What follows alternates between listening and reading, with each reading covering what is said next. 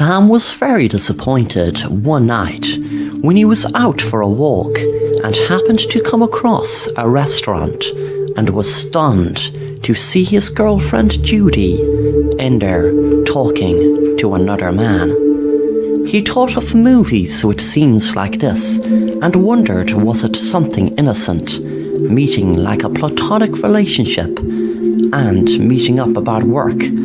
But his hopes were dashed when she moved towards the man and kissed him on his lips. They weren't in each other's houses yet, not even up towards the door. Sam knew what he would do.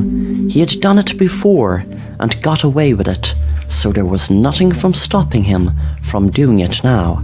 The next day he met her, he made a date for her that night in a local bar. He was talking to her like there was nothing happened, like she was some honest person who would never cheat. But of course he knew himself the opposite was the truth. They were speaking in the bar, and to any outsider, they would have thought they were both enjoying each other's company. Sam was in an upbeat mood, but little did Judy know it wasn't because of her being in her company. It was because of what he had planned to do with her. They both walked home, and it was getting dusk. Sam thought Judy had money because her house was huge, but money wasn't important to him, and anyway, he wasn't even in the house. They weren't even next to each other's door, just back a few yards, as if they were hiding some secret affair. But important to him was truth, honesty, and loyalty more than any money. That was the most important thing Sam could have in any relationship. He kissed her goodnight and walked on. 10 minutes later, he walked past her house and took out his very clever contraption he hid in a bush just down from her house. It was a gasoline can he would throw in her window and torch the house, and when it was ablaze, he would make sure it would go up fast, because beforehand he would have doused the walls as much as he could with gasoline. He wasn't familiar with this neighbourhood and wouldn't even set foot in it only for Judy. He would have loved to have stood there watching the fire, but he knew he had to wait till the fire engine got there and join a crowd of onlookers and act like a shocked member of the public. 10 minutes later, the crowd gathered and the fire engine, but he froze in shock when he saw Judy without a scratch speaking to a man. He then heard a person next to him say to another person, "That must have been a gang hit.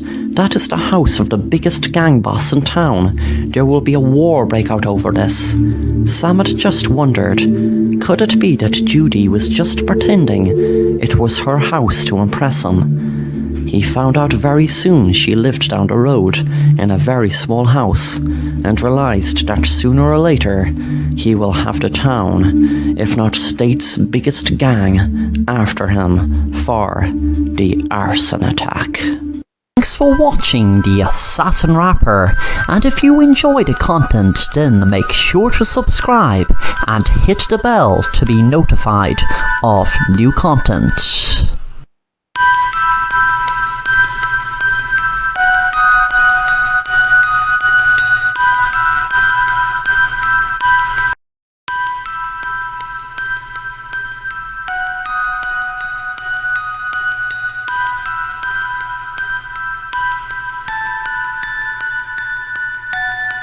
I met a really nice guy called Jeff in the resort I went on holidays with my friends to.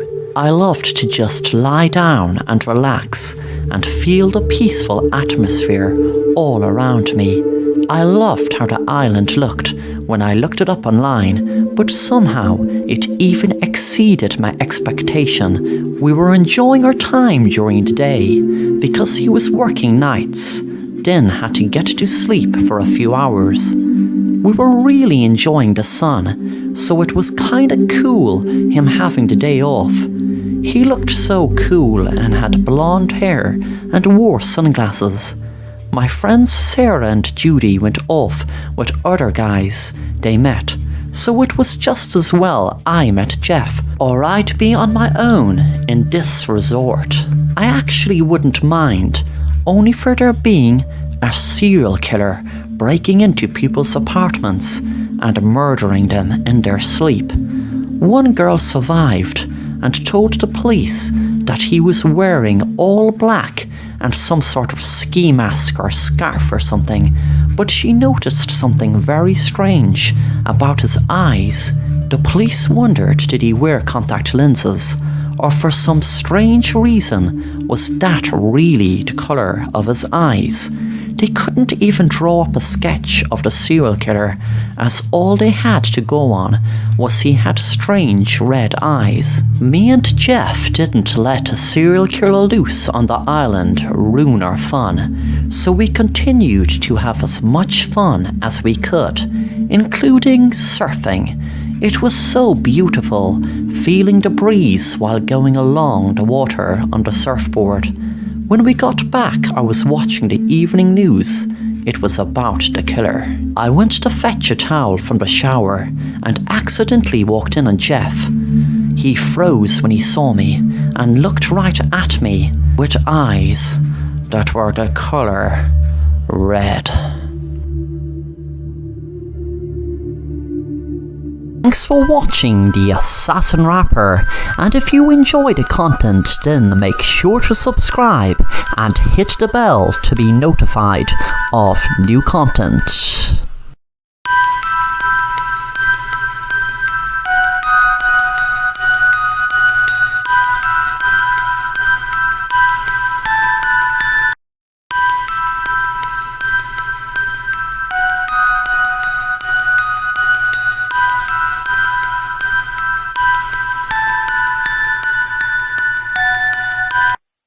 The boys in homeroom were talking about it. They were like the Hardy Boys, but there were 3 of them. They were always talking about some adventure they just had. They had even invited me a few times, but I was always too chicken. One time, they jumped the fence at the quarry. Another time, they went to the old abandoned mall near the sealed-off freeway that no one used anymore. This time, they were talking about a cave. It wasn't far from my house, at least that's what Miles said. It was in the woods behind my backyard, about a half-mile down. But it wasn't the cave they were talking about. Well, it was and it wasn't. See, Miles said he had heard something there, and he couldn't stop thinking about it. He said a voice was calling him to go inside. The others thought maybe they heard something, but they couldn't be sure. Miles wanted to go in, but the others said no, and as much as they wanted to, they just hadn't come prepared. Mickey said that it looks like you'd easily get lost because it was so dark. But tonight they'd bring flashlights and one of the big, long dock line ropes Chris's dad had down at the boatyard.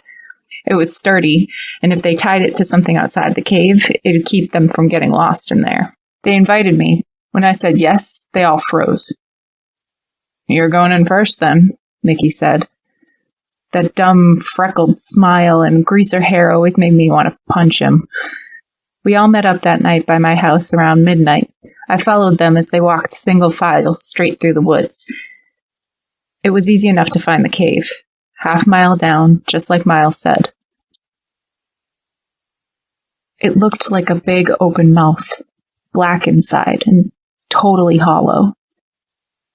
"There's someone in there," Miles told me. I stared at it, with the others expecting me to go in first. He said he wasn't trying to scare me, but he knew it was true. There was something in there. He had heard it himself. I nearly peed my pants just looking at it. I told them I couldn't do it. They laughed. Then Mickey tied the rope to a tree outside and told me to wait for them. He said if they hadn't come back in an hour, I should tell someone. So I sat there and guarded the rope. At first it went taut because they used it to help them go down the initial slope just past the mouth of the cave. Just after a minute or so, the rope went slack, and they called to me saying that they were going a bit deeper. I said okay, and I sat there in the woods. That was the scariest night of my life. Normally, the woods would be the scariest part. I didn't even like looking at them from my bedroom window at night.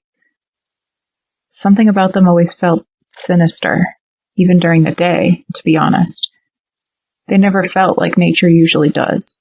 But this time, it wasn't the towering trees or the whispering of the wind slithering through the leaves that terrified me. This time, it was the cave.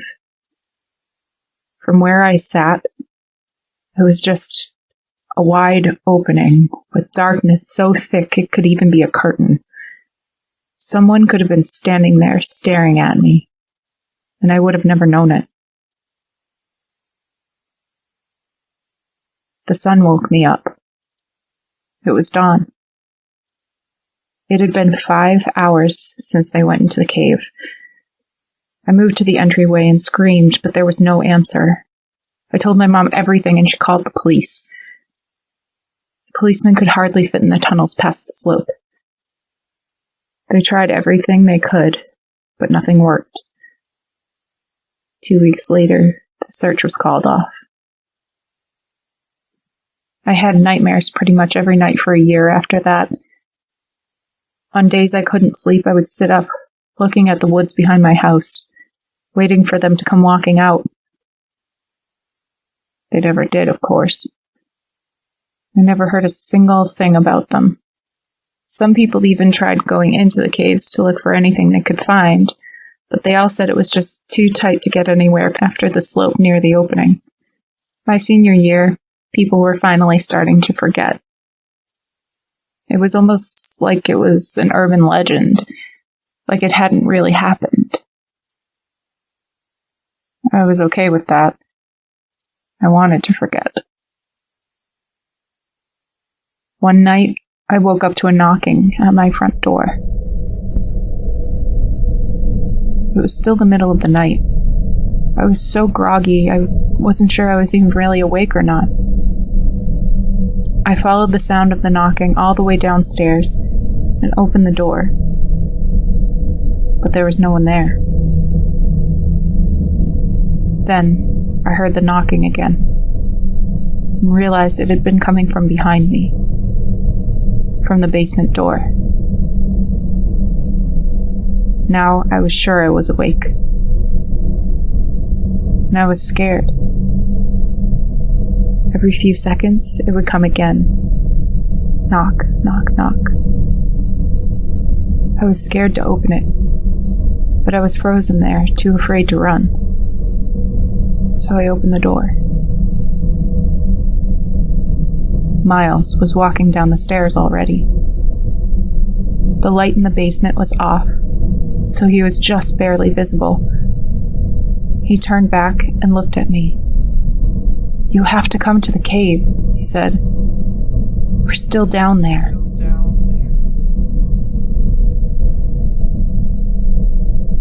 He turned to go back down. Just before he did, his eyes glistened yellow in the half-light. He walked into the dark and vanished.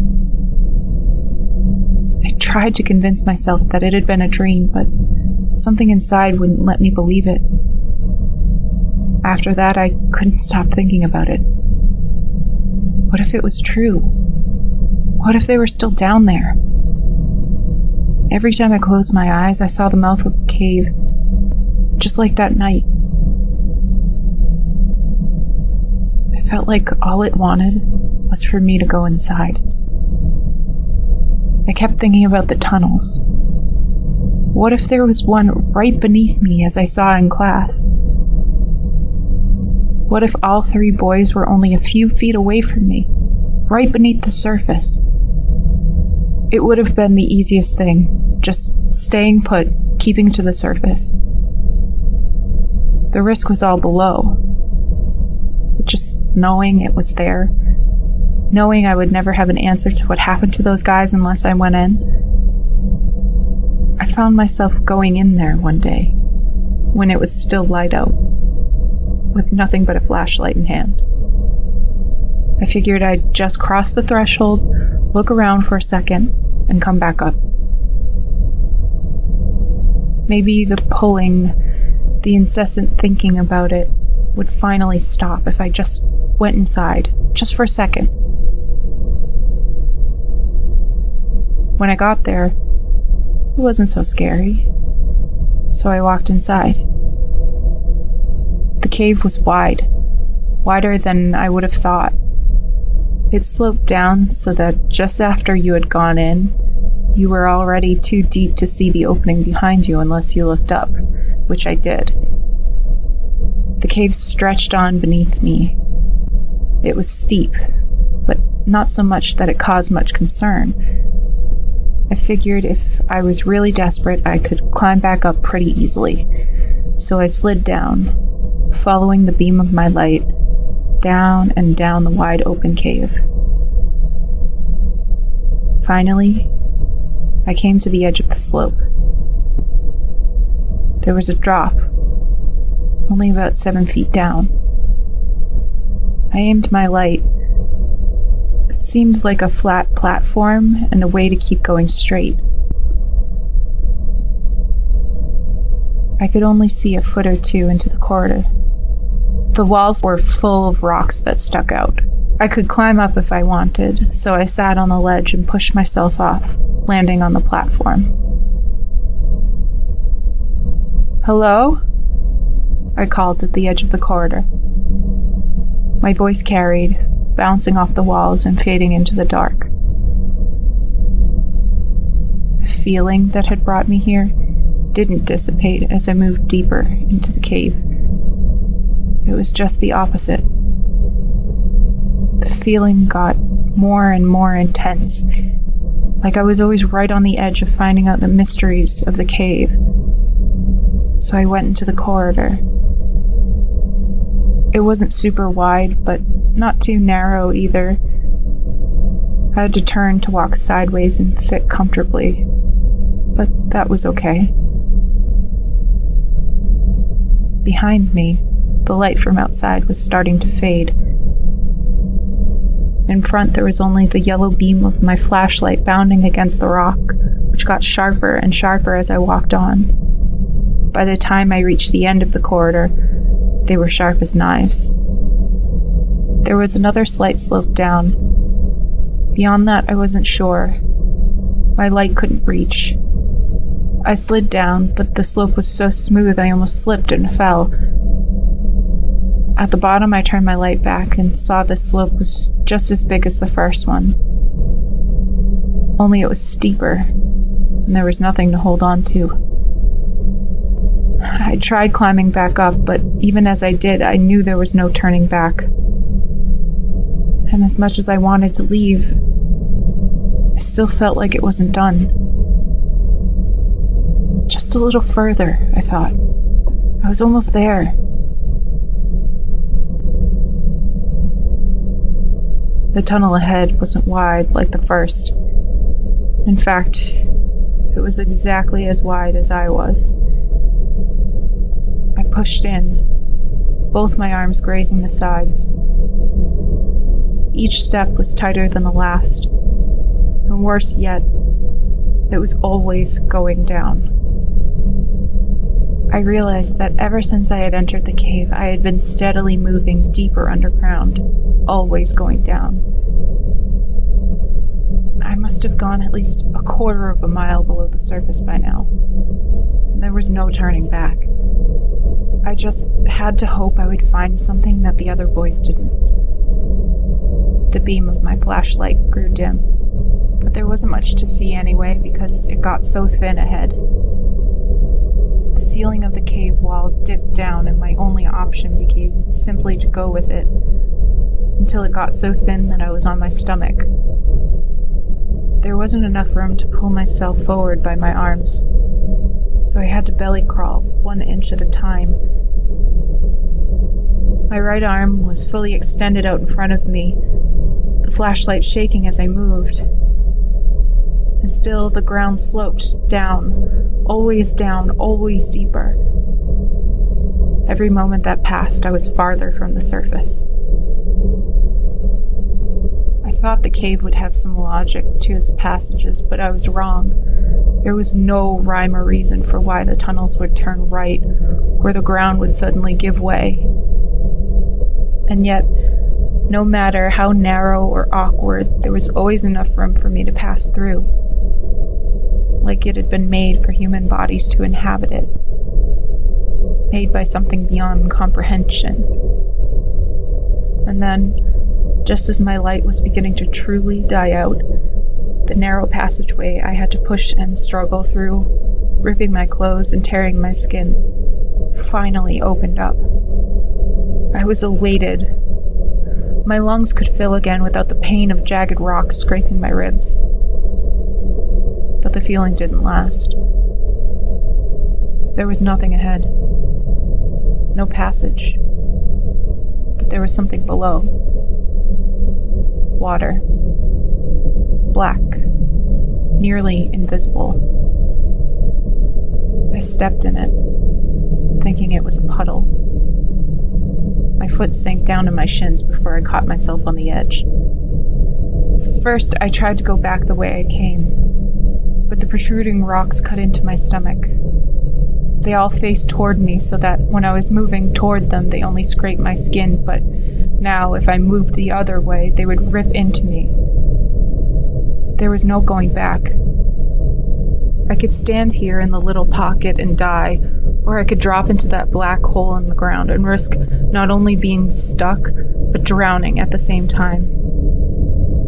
The water bubbled, and I wondered if there was something beneath the surface. Something that had called me here.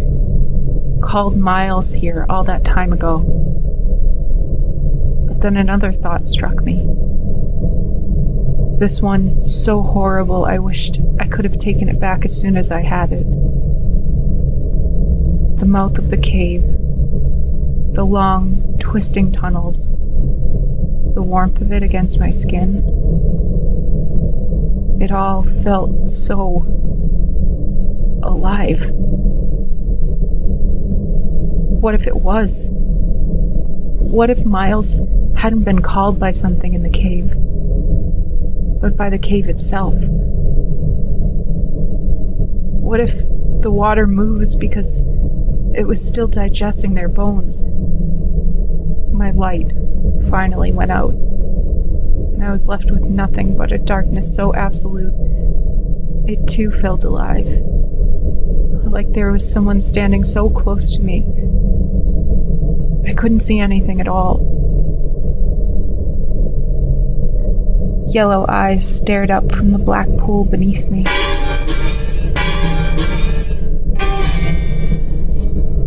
They quickly sank into the depths. I stood there, frozen and trembling, my mind reeling. Had I really seen them? I don't know how long I stood there. Maybe an hour, maybe 5. My joints were locking up, and the silence around me began to sound like voices. I would move, and my feet would scrape the ground, and I would realize just how quiet it had really been. The dread of my situation began to set in, and I made my decision. I would dive into the black pool. There was no other way. I closed my eyes, which had already filled with tears, and I took a deep breath. I jumped inside. As soon as I did, I knew there was no coming back up the same way. The tunnel was about 5 feet deep. Below, the space opened up into a vast black ocean. I hoped to reach the bottom so I could trudge along the floor to find the wall, but I only kept sinking. Beneath me, there was only emptiness. There was no floor. I could see nothing, of course, but to me it felt infinite, like I was slowly falling down an endless void. The air in my lungs pushed against my ribs, desperate to be let out. Then something swam past me. I couldn't tell what it was. A giant, ancient creature, a skeletal boy who now lived in the labyrinth. Or maybe it wasn't something separate and apart from the cave. Maybe it was a part of it. like a tendril or a pulsing vein. My lungs burned. I opened my mouth. The water rushed in. It flooded every part of me. I woke up choking. All at once, it felt so ridiculous. Of course it had been a dream. It had to be. Once I caught my breath again, I lay down, trying to calm myself. I watched the ceiling, and as I drifted off again, I could have sworn the pattern on the drywall began to swirl. It's been some time since the dream, though how long I can't really be sure. I've moved on from all of that. Even the town is only a memory to me now. I work in the city. I have lunch in the courtyard of one of those new big glass buildings. Every night when I go to sleep, I stare at my ceiling, and just before I fall asleep, sometimes it feels like the world isn't right. It's hard to explain what I mean, but sometimes as I'm going about my day, eating my lunch, sitting on the bus, watching the people on the other side of the window go about theirs, something feels off. The people around me are always pleasant and fine, but there's something not right about them. And sometimes when I'm alone, I wonder if I'm still there. Still in that cave. Just sinking into nothingness. I wonder if all this time I've been there. I've been sinking. What if I never truly woke up? What if right now I'm in the belly of some great beast that placates my mind while slowly but surely it devours me?